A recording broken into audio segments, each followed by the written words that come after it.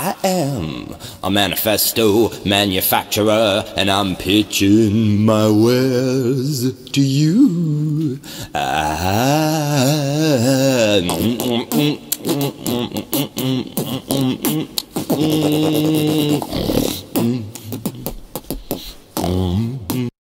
Have you ever been on a project where the plan didn't change and before completion? Never, no. There's always changes, always developments. It's an evolution.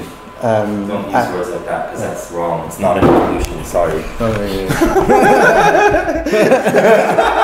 Cut! Tell me about cantilever. The cantilever is when a beam is supported at one end and is free at the other end.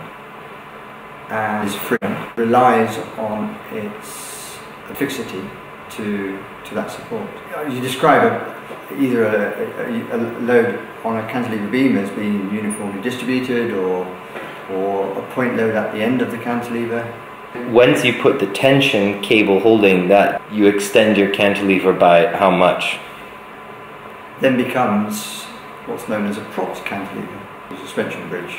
So it's suspended from the tension? Yeah, so you have a tension cable, and then off that you have secondary cables that support the bridge deck.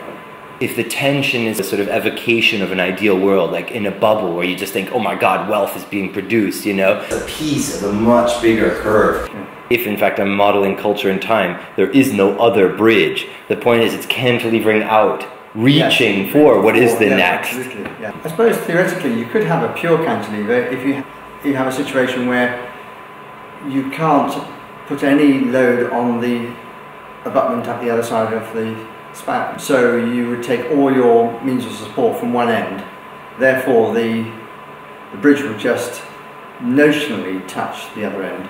Leaps forward, just notionally touch the other end and remain as a cantilever. You know, we've got the great credit crisis on now, and if the whole aid system stops and so forth, you know, that could go into reverse. But we've had 50 years of it not being not in reverse, going forward, and it's had a remarkable effect.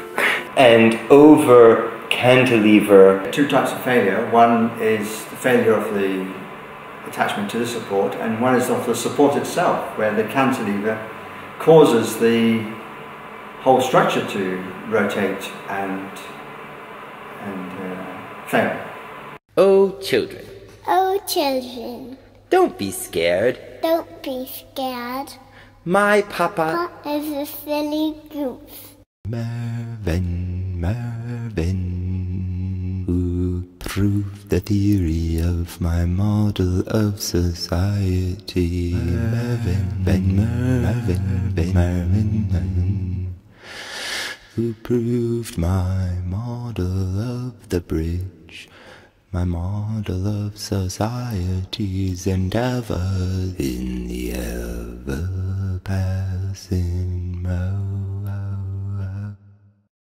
This is the very cantilevered forward in time, so that's like the banker measuring the ever-passing moment of the trades, you know, these micro increments of time. This is a culture structure as it is now. And perhaps the most outward of the culture, maybe that's where we are, Maria. Here they're trying to predict a name, what is the next? And here is trying to predict a name, what is the out? That's what we're up to. This is the prime positioning for manifesto manufacture. If you are going to manufacture a manifesto, you pretty much, as a human being, you pretty much need to be allowed to bring the whole momentum of history for whatever constituent you are manifestoizing for, and I'm manifestoizing for all of biological life. Forward, it gets a little tricky. Maybe you have to stay up a little late at night, maybe you overdose on coffee or something, and this is something like the paranoia. Is your vision from this point horizontal? Is it, as it were, evolutionary?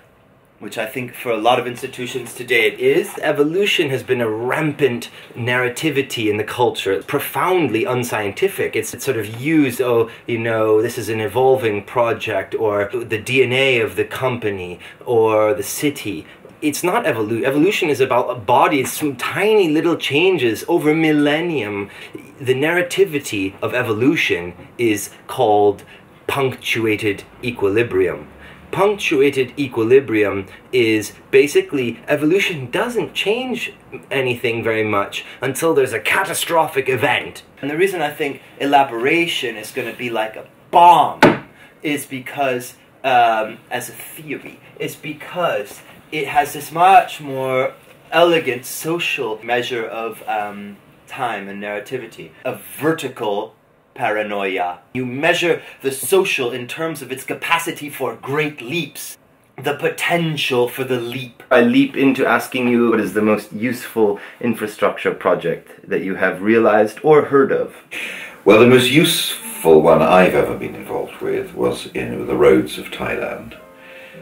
I think the most useful one I've ever heard of is probably the railway across America.